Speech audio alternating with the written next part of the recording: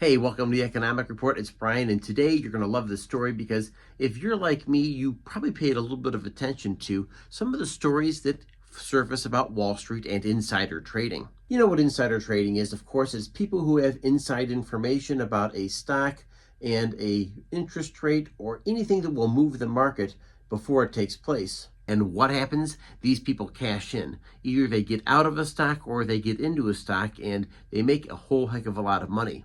And maybe that's part of the reputation why Congress has been known as the Millionaires Club, whether it's the U.S. Senate and the House of Representatives. And you probably know what I'm talking about.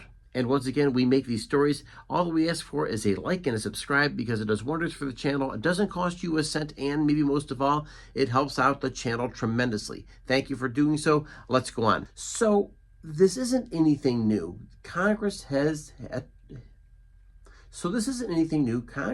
a reputation for making the markets move with their power to create laws and pass information. So we know for sure that various crises have existed over the years, and there have been people inside Congress that have, should we say, gained a tremendous amount of financial leverage because of their inside information. And it just so happens that these people with the inside information tend to beat the stock market on a regular basis. And you might say to yourself, doesn't sound right, it doesn't sound fair, and I think everybody would agree with you. But I want to remind you, this is nothing new. I mean, you can go all the way back to the U.S. Grant administration, and people knew that various railroad stocks were going to go through the roof, and people cashed in. You could conceivably say since the very beginning of our country, people have gained as well. Maybe when Alexander Hamilton said that the U.S. government was going to back the bonds written during the American Revolution. So if these sound like insider events, well, they have been all along, but right now, someone is going to change this, and this proposal is going to have a significant impact on the stock market, Congress in the future. And you'll want to pay attention to this because you'll see now that maybe the playing field is being leveled just a little bit more than it was before. So the Trust Act in Congress aims to restore the trust by limiting a lawmaker's ability to profit from insider trading. Kind of a cool idea, right? Once again, known as a Trust Act. Number one, it requires lawmakers to use blind trusts to put their assets in before they get into Congress. That includes their personal assets, yes, and their family's assets as well.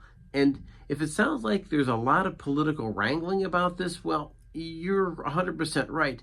Think about some of the other types of trading that's been going on for a long time. And of course, notions that whether it's the president, whether it's the president's son, you get the picture, has had inside information, and those are things that I hope to be ironed out in this. So this also closes the Stock Act, and this is something worthy of paying attention to because in 2012, it still allowed insiders to do some trading, and this time forward, it's going to stop limited direct trading altogether. And so you see once again that the congressmen are being handcuffed literally in this situation. So number three, this really does promote public trust in government because one of the things that you're doing is you are removing something that appears to be a very favorable outcome for anybody who serves in Congress.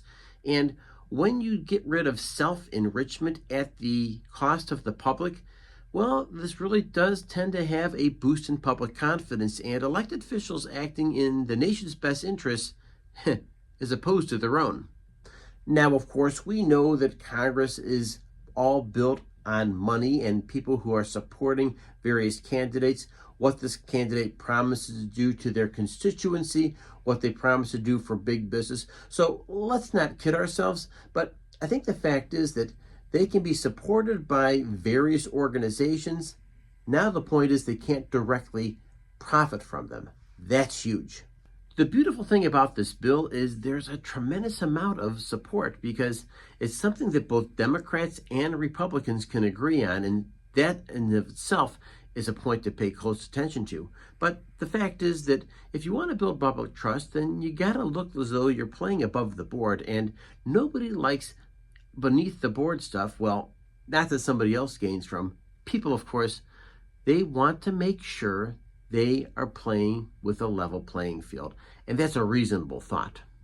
The most interesting part of this actually applies to sitting members. So people who are currently in the House, people who are currently in the Senate, people who are currently in various branches of government are also going to be affected by this new bill. And so I'm here to say that I always hope for the best. I always think that there's people who want to do the right thing all the time, every time. But of course, I also have to take into account human nature. And maybe you understand something about human nature as well. That the fact is that people, just a basic psychological tendency is they tend to look out for themselves first. And if it works out for everybody else, like Ben Franklin said, it's probably an accident. Hey, it's Brian at the Economic Report. Thank you for joining me. And I'm a big believer in America, and I do believe that the best days of the United States are ahead of it. So I'm not a doom and gloomer, but I do want to make sure that we're getting real, because what happens in Wall Street and what happens in DC politics most definitely affects people like us on Main Street. Just remember, folks, the biggest battle we're fighting every day is the one between our ears over our thoughts, our actions, and our attitude. And if you have a chance, smile and say hello to somebody. You'll make their day. Until then, I'll see you next time. Thanks for joining me.